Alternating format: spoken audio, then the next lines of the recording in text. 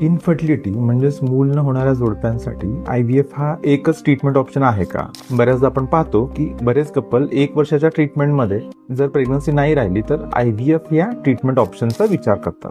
IVF हा निश्चितच एक चांगला ट्रीटमेंट ऑप्शन आहे, पण IVF ला जाण्यापूर्वी आपल्याला प्रेग्नन्सी का राहत नाहीये, आपल्यामध्ये नेमके काय फॉल्ट आहेत हे जाणून घेणं सुद्धा तितकंच महत्वाचं आहे. बऱ्याच स्त्रियांमध्ये काही प्रॉब्लेम्स असतात, जसं की फायब्रॉइड्स म्हणजेच गर्भाशयाच्या गाठी, बऱ्याचदा ओव्हरीला सिस्ट असतं, काही वेळा गर्भाशयाच्या पिशवीमध्ये पडदा असतो किंवा कधी कधी गर्भपिशवी आकाराने छोटी असते, कधी त्याच्यामध्ये पॉलिप असतो.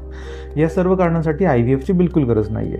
ही सर्व कारणं जी आहेत ती आपल्याला दुर्बीण शस्त्रक्रिया म्हणजेच हिस्टोस्कोपी आणि लॅप्रोस्कोपीद्वारे क्लिअर करता येऊ शकतात. त्यामुळं IVF ला जाण्यापूर्वी आपल्या इतर सर्व टेस्ट जसं की हॉर्मोन स्टडीज, HSG म्हणजेच गर्भाशय पिशवीचा एक्स-रे, आणि त्यामध्ये जर गरज पडली आणि आधी मेन्शन केल्यापैकी कोणता प्रॉब्लेम सापडला तर त्याला लॅप्रोस्कोपीद्वारे क्लिअर करणं तितकंच महत्वाचं आहे. बऱ्याचदा आपण पाहतो की या सर्व प्रॉब्लेम्सपैकी एखादा प्रॉब्लेम असेल तर लॅप्रोस्कोपी नंतर बऱ्याच स्त्रियांना वर्षभराच्या आत प्रेग्नन्सी राहू शकते आणि यांना IVF ला जाण्याची बिलकुल गरज पडत नाही.